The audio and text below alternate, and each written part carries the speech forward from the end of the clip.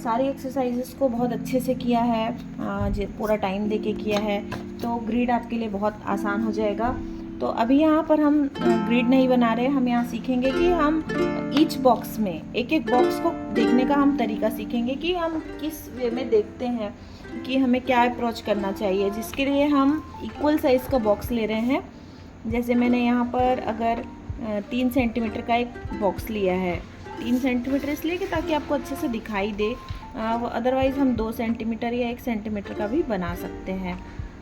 तो यहाँ पर ये मैंने 3 सेंटीमीटर का एक स्क्वायर लिया है।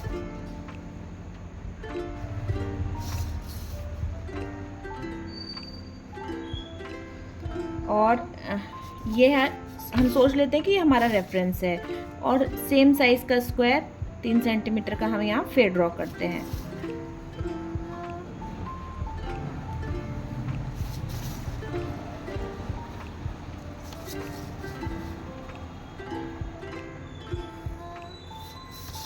तो अब यहाँ हमें करना कैसे है, मान लो हमारी रेफरेंस में कुछ इस तरह का शेप है, ऐसा कोई भी शेप हो सकता है, रैंडम शेप। जैसे हमने रैंडम शेप वाली एक्सरसाइज की, तो उस एक्सरसाइज में अगर हमारा अप्रोच सही था, अगर हम एग्जैक्ट सेम लाइन इस तरह की बना पा रहे हैं, क्रिएट कर पा रहे हैं दोबारा से, तो हमारे लिए चीज़ें आसान हो जाती हैं। तो हमें देखना कैसे है, सबसे पहले तो हम देखेंगे कि यहाँ से यहाँ की दूरी कितनी है, ये दूरी को पहचानेंगे। तो हमने जो भी एक्सरसाइज की, फाइंड द मिडिल या पोजीशनिंग एक्सरसाइज, तो वहाँ हमने एक लाइन की पोजीशन कहाँ पर है उसको देखने की हमने आदत बनाई है। तो ये हम आसानी से फाइंड कर जाएंगे कि अगर ये लाइन इतनी बड़ी है तो ये लाइन का डॉट कहाँ पर है, तो सेम जगह में हम यहाँ डॉट फाइंड कर लेंगे। फिर इस लाइन में हमें डॉट फाइंड करना है, तो ये इस लाइन के कहाँ पर जा रही है, तो ये यहाँ पर है। अगर हमने दोनों साइड का डॉट फाइंड कर लिया, अब इस स्पेस को देखेंगे कि ये यहाँ से कितनी दूर में है, तो यहाँ से इतनी दूर में है ये। तो ऐसे करके 3 डॉट हमें मिल गए। और ये यहाँ से देखेंगे कि कहाँ कितना मुड़ा हुआ है, कहाँ से ये मुड़ रहा है। तो ऐसे करके हम उसका जो गाइडलाइन है उसको फॉलो करते हुए चलेंगे।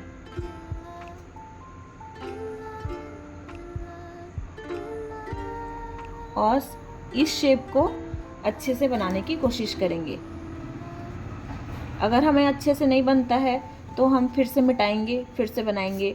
और हमें ये ध्यान रखना है कि एक सिंपल लाइन बने, ऐसे नहीं कि हम ऐसे ऐसे ऐसे ऐसे करके 25 टू लाइन बना रहे हैं, वो अप्रोच हमें नहीं रखना बिल्कुल भी। चाहे हम कोई सी ड्राइंग करें, चाहे हम फ्री हैंड ड्रॉ करें या ग्रिड करें, एक सिंपल लाइन हमें ज़रूरी है, ताकि हम खुद कंफ्यूज ना हो अपनी ड्राइंग को लेके कि कौन सी लाइन सही है, कौन सी लाइन गलत है। तो अब देखिए ये थोड़ा सा डिफरेंस कम हो रहा है, ये इसमें थोड़ा ज़्यादा है और मेरी ड्राइंग में थोड़ा कम है। तो इसे मैं फिर से मिटाऊंगी और फिर से ड्रॉ करके इसको थोड़ा ऊपर करूंगी। अब मुझे ये लगा कि ये शेप सही नहीं बना, यहाँ जैसे गोल शेप है, ये सी के आकार का है, तो यहाँ पर थोड़ा सा यहाँ से मुड़ा हुआ है। तो इस शेप को अब मैं ठीक करने की कोशिश करूंगी।